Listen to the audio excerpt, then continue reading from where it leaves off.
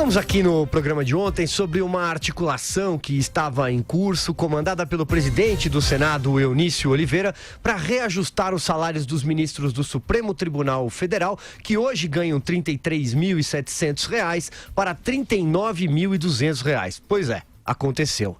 Por 41 votos a 16, o Senado aprovou o aumento que vai gerar um efeito cascata nos cofres de estados e municípios de cerca de 4 bilhões de reais. Investigado na Lava Jato por suspeita de receber propina e sem mandato a partir do ano que vem, Eunício Oliveira conduziu a votação na noite, fim de tarde de ontem. Imprudente, inoportuno, não vou mais adjetivar, passo a bola para você, Vera Magalhães. Pois é, se a gente for adjetivar, vai passar a tarde aqui adjetivando. É um escândalo, né, Silvia Navarro?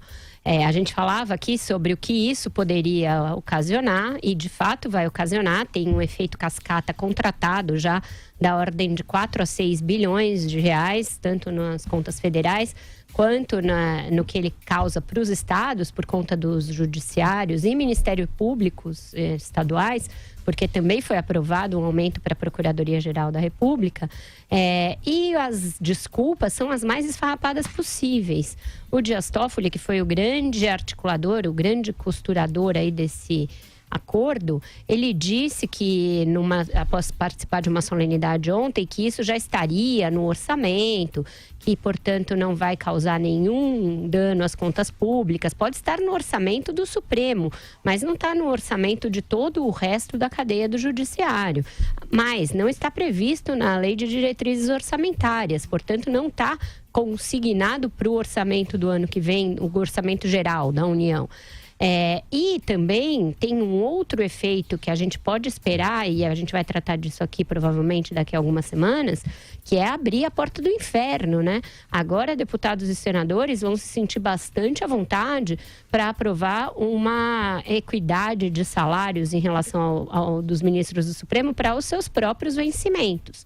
Isso é uma certeza, deve vir nas próximas semanas. O Rodrigo Maia, que é candidato à reeleição na Câmara, já estava conversando com os deputados sobre isso ainda no correr da eleição.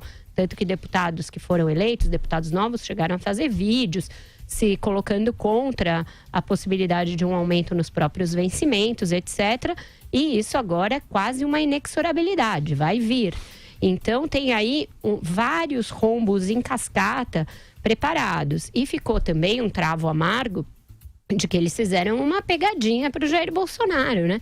Estiveram com o cara na véspera, deram tapinha nas costas, vamos conversar sobre tudo, vamos ser sempre parceiros, não sei o quê. E na calada, o Toffoli e o Eunício Oliveira já estavam fazendo a trama desse negócio, porque não é um negócio que você faz da noite para o dia. O Eunício precisou avocar o projeto que estava lá na CAI, na Comissão de Assuntos Econômicos, tinha um relator designado, que era o Ricardo Ferraço, que foi um dos poucos que não votaram a favor do reajuste, um dos 16 que não votaram. Ele tirou o relator, designou um outro, avocou para o plenário no mesmo dia em que pôs em votação. Então, para você fazer isso, não é um negócio que você faz na louca. Você já estudou o terreno, você já contatou com quem você pode contar, já sabia que o tal do relator novo seria um cara camarada. E o Toffoli passou a mão, ele pessoalmente, para os senadores e ficou ligando em busca de aumento. Se isso não é coação, eu não sei o que é.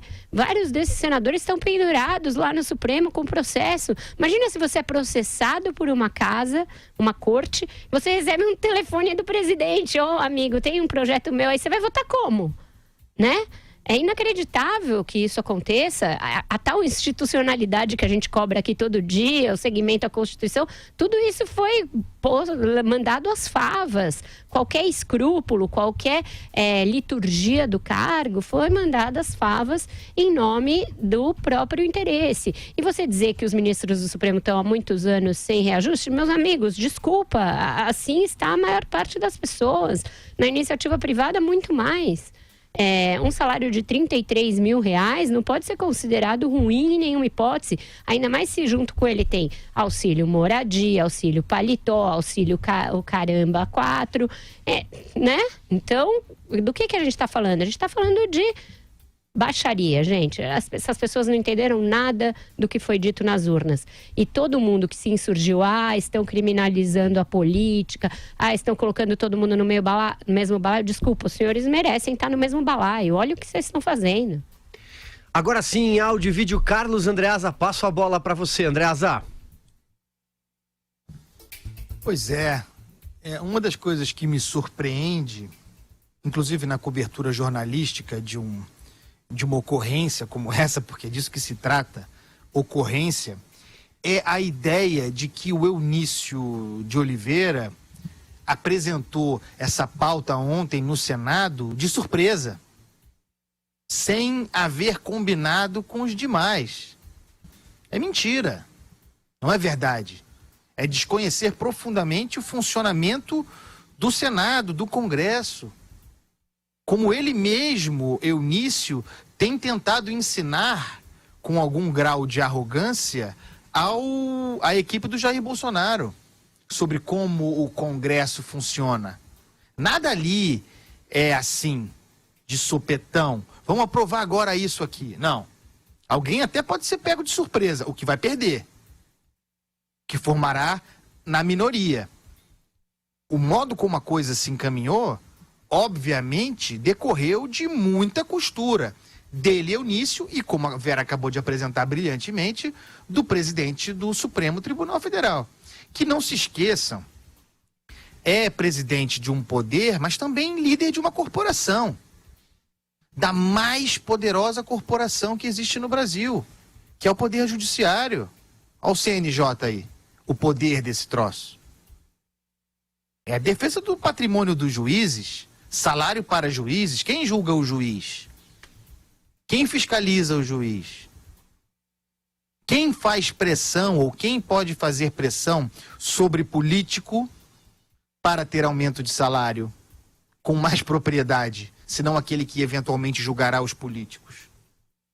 E eu acho engraçado um argumento muito influente que diz o seguinte: não, eles não recebem aumento há muito tempo, há muitos anos, como se não fosse a realidade da população brasileira, e imaginem que se trata de um sacrifício eles estarem lá ganhando agora quase 40 mil reais, mas então 33 mil reais. E imagina quanto eles estariam ganhando na iniciativa privada, com o conhecimento que têm. Imagina quanto ganhavam antes de aceitar, no caso dos advogados, de entrarem no Supremo. Então sai do Supremo. Você tem essa opção. O Joaquim Barbosa saiu. Está aí fazendo pareceres fantásticos, 200 mil reais por parecer. Qualquer um desses aí que sair e quiser se dedicar à advocacia para fazer consultoria, fica milionário em 2 meses. Saiam do Supremo, mas não venham com esse argumento de vitimização da sua condição salarial. Primeiro que 33 mil reais é salário topo de executivo no Brasil. É muita grana. E o brasileiro que ganha 1.000 também está sem reajuste há muito tempo, com seus vencimentos, seu rendimento sendo comido pela inflação. Então, não dá para ser assim. Aumento de despesa permanente de um governo, de um país que é incapaz de apresentar um projeto de enfrentamento do problema fiscal.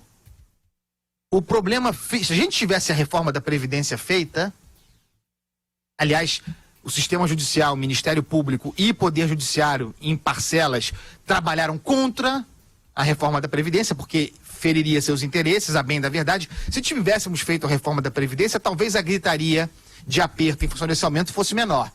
Mas se concedendo aumento, sem fazer reforma da Previdência e sem enfrentar o problema fiscal, não dá, não existe país. Não existe país. Joel Pinheiro, ainda é possível que o presidente Michel Temer rejeite algo que ninguém imagina que vá acontecer? Ninguém imagina, né? Mesmo porque ele vai ter que se haver com o judiciário em breve.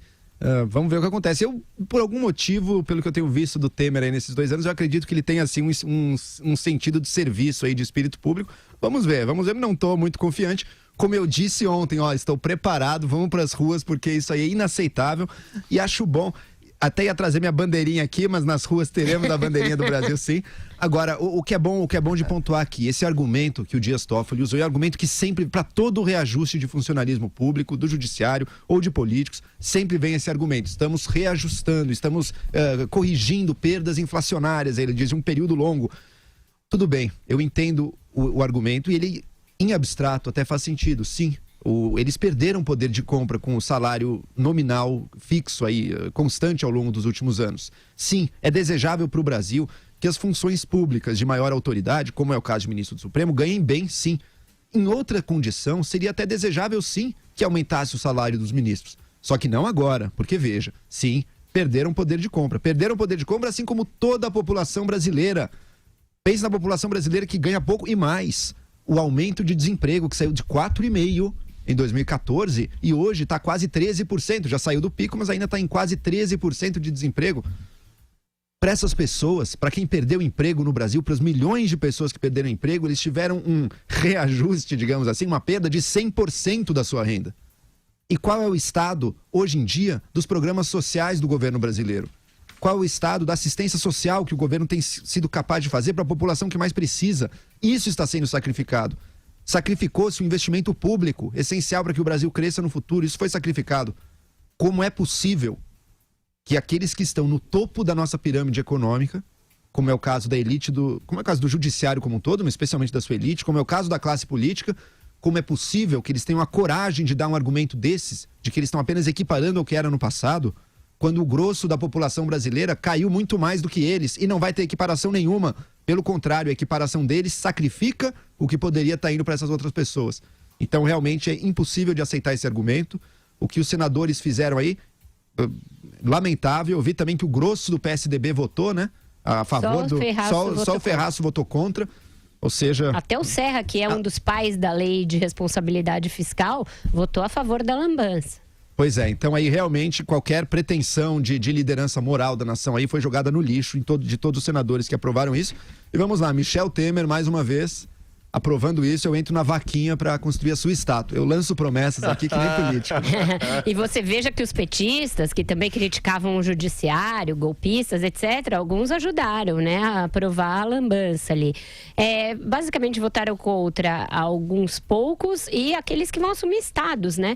A futura governadora do Rio Grande do Norte, o futuro governador de Goiás, votaram contra, sabem onde vão bate ter que arcar a água. Com isso, né? Exatamente. E vocês vejam que tem uma perversidade aí colocada que tem que ser enfrentada também, assim como a reforma da Previdência, para que a gente pare de ter sempre esse tipo de coisa acontecendo, que é o seguinte: o que foi colocado como teto do funcionalismo, que é o vencimento de um ministro do Supremo, acaba virando piso e acaba virando um indexador.